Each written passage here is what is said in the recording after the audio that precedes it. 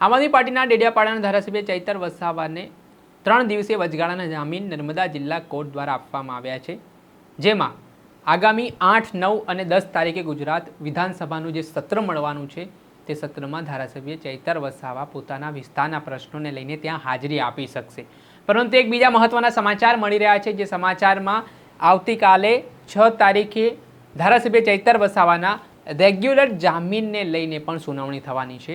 ચૈતર વસાવાના વકીલ દ્વારા આ મામલે અરજી કરવામાં આવી છે. ત્યારે શું સમગ્ર મામલો છે, વિગતે વાત કરીએ. વૈષ્ણવજન તો તેને કહીએ જે પીડ પરાઈ જાનાને રે. નમસ્કાર દર્શક મિત્રો, નવજીવન ન્યૂઝમાં આપનું સ્વાગત છે. હું છું ફૈઝાન.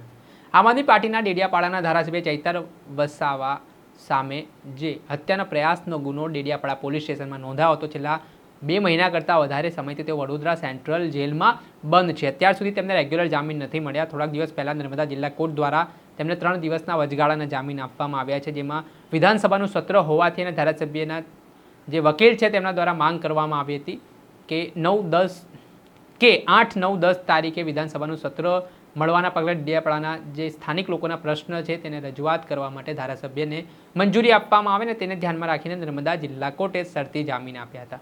જોકે આને લઈને ગુજરાત હાઈકોર્ટે કેટલાક શરતોમાં ફેરફાર પણ કર્યા હતા.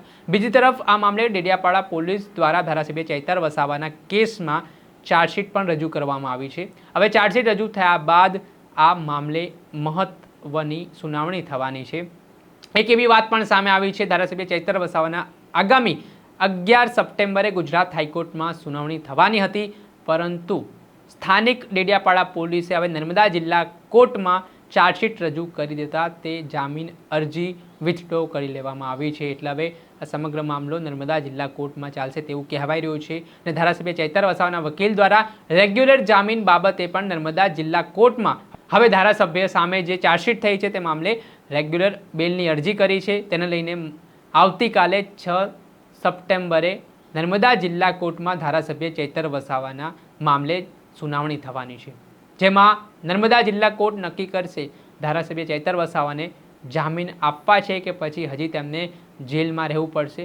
પરંતુ આજ આખો ઘટનાક્રમ બન્યો છે તે મામલે નર્મદાની ડેડિયાપાડા પોલીસે અલગ અલગ સાક્ષીઓના નિવેદન નોંધ્યા છે ને આગામી તારીખોમાં ધારાસભ્ય ચૈતર વસાવાને જે વિધાનસભાનું સત્ર મળવાનું છે, પરંતુ જે વચગાળાના જામીન મળ્યા છે ત્યારે હવે આવતીકાલની 6 તારીખ ખૂબ મહત્ત્વની છે.